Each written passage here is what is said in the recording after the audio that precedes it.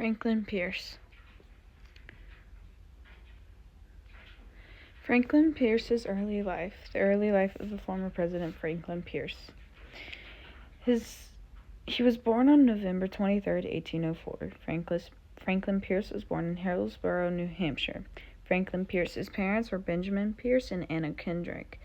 Franklin had a total of 7 siblings, 4 brothers and 3 sisters. His brothers were Benjamin Kendrick, John Sullivan, Charles Grandison, and Henry Dearborn. His 3 sisters were Nancy, Harriet, and Charlotte, who died as an infant.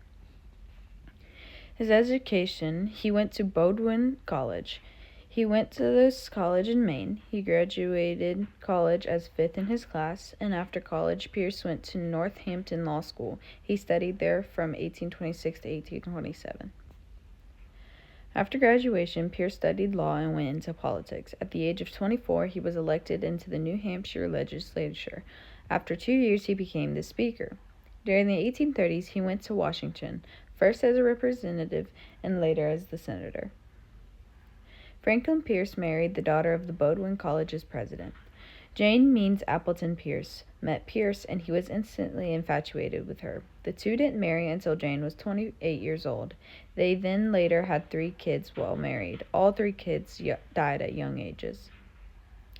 Franklin's friends were the people that were important to him from New Hampshire, and these friends helped and suggested that he run for president. What led Pierce to presidency? Pierce was a lawyer and had served as a member of Congress and a governor of New Hampshire. He was aligned with the Democratic Party and had a moderate stance on slavery. Pierce was chosen as the Democratic nominee in 1852 to unify different party factions.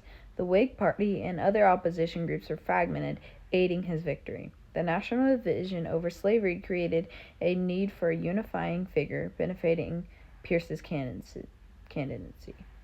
During his presidency, Franklin Pierce served only 1 term in office.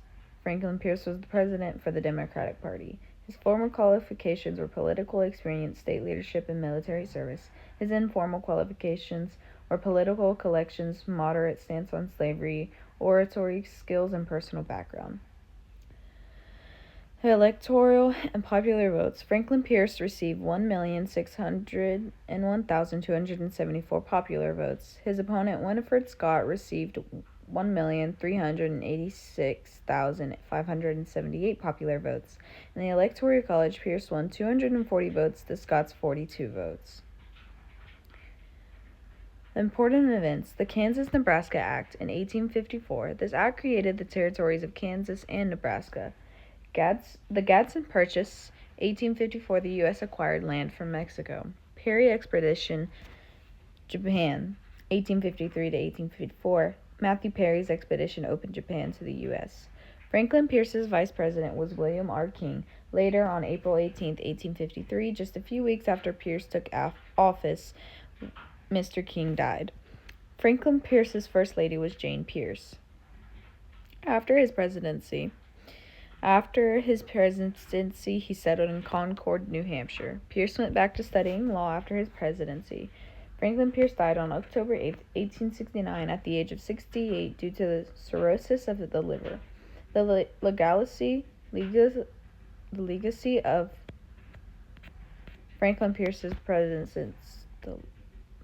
The legacy of Franklin Pierce's presidency is often looked at negatively by historians. It was looked down on due to the way he handled certain situations such as slavery, sectionalism, and the lead up to the Civil War. Those are my sources.